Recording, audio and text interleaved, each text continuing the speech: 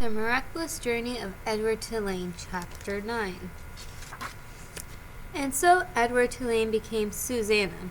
Nellie sewed several outfits for him, a pink dress with ruffles for special occasions, a simple shift fashioned out of a flower-carved cloth for everyday use, and a long white gown made of cotton for Edward to sleep in. In addition, she remade his ears, stripping them of the few pieces of fur that remained, and designed him a new pair.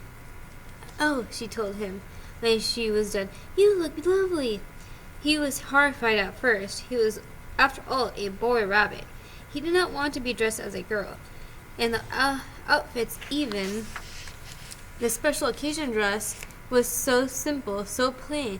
It lacked the elegance and artistry of his real clothes. But then Edward remembered lying on the ocean floor, the muck in his face, and the stars so far away, and he said to himself, "What difference does it make, really? Wearing a dress won't hurt me." Besides, life in the little greenhouse with the fisherman and his wife was sweet. Nellie loved to bake, and so she spent her days in the kitchen. She put Edward on the counter and leaned him against the flour canister and arranged his dress around his knees. She bent his ears so that he could hear well. And then she set to work kneading dough for bread and rolling out dough for cookies and pies. The kitchen soon filled with smells of baking bread and the sweet smells of cinnamon and sugar cloves.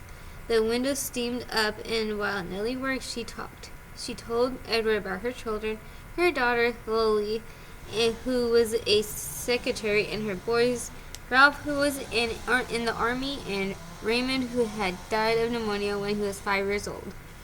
"He drowned inside himself," said Nellie. "It's a horrible, terrible thing. The worst thing to watch somebody you love die right in front of you and not be able to do nothing about it. I dream about him most nights." Nellie wiped at her tears with the back of her hands and smiled at Edward. "I suppose you think I'm rash with talking to a toy, but it seems to me that you're listening, Susanna." And Edward was surprised to discover that he was listening. Before, when Adeline talked to him, everything had seemed so boring and pointless. But now the stories Nellie told struck him as the most important thing in the world, and he listened as if his life depended on what he said. It made him wonder if some of the muck from the ocean floor had gotten inside his china and damaged him somehow.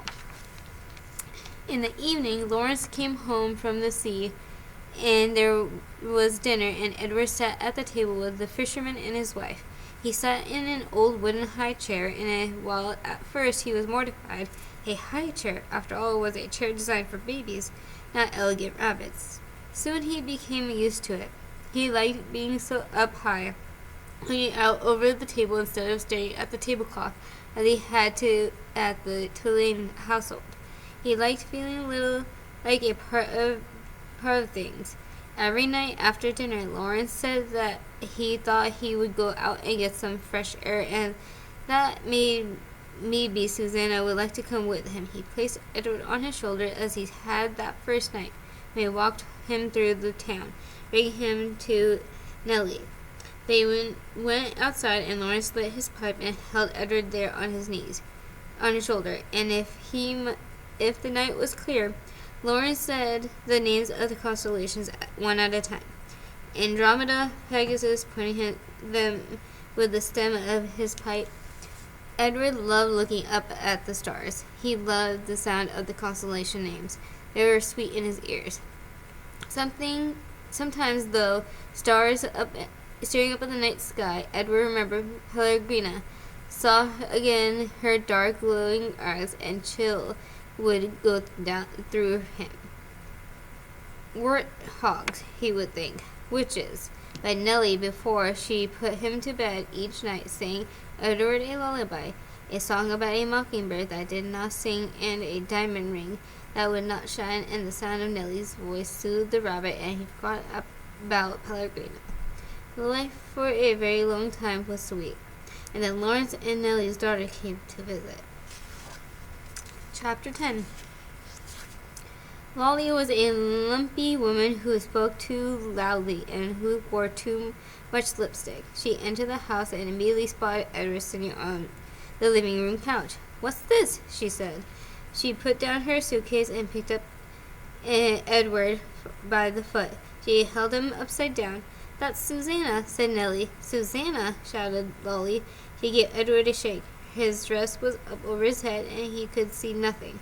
Already he had formed a deep and abiding hatred for Lolly. "Your father found her," said Nellie. "She came up in a net and she didn't have any clothes on her, and I made her some dresses." "Have you gone skivvy?" shouted Lolly. "Rabbits don't need clothes." "Well," said Nellie, her voice shook. "This one seemed to." Lolly tossed Edward back on the couch. He landed face down on his arms over his head, and his dress still over his face. He stayed that way through dinner. "Why have you got out the old high chair?" shouted Lolly. "Oh, don't pay it no mind," said Nellie. "Your father was just gluing on a missing piece. Wasn't you, Lawrence?" "That's right," said Lawrence without looking up from his plate. Of course, after dinner, Edward did not go outside and stand beneath the stars and have smoke with Lawrence. And Nellie, for the first time since Edward had been with her, did not sing him a lullaby. In fact, Edward was ignored for getting forgotten about until the next morning, when Lolly picked him up again and pulled his dress down from his face and stared at him in the eye. "Got the old folks bewitched, don't you?" said Lolly. "I heard the talk of town, that they've been treating you like a rabid child." Edward stared back at Lolly. Her lipstick was bright and bloody red. He felt cold breeze blow through the room. Was there a door open somewhere? "Well, you don't fool me," she said. She gave him a shake. "You'll be taking a trip together, you and me." Holding Edward by the ears, Lolly marched into the kitchen and shoved him face down in the garbage can. "Ma," Lolly shouted, "I'm taking the truck. I'm going to head into town and do some errands." "Oh," came Nelly's tremulous voice. "That's a wonderful idea. Goodbye, then." "Goodbye," thought Edward, and Lolly hauled the garbage can out to the truck. "Goodbye," Nellie called again, louder this time. Edward felt a sharp pain somewhere deep inside his china chest. For the first time, his heart called out to him. It said two words: "Nellie Lawrence."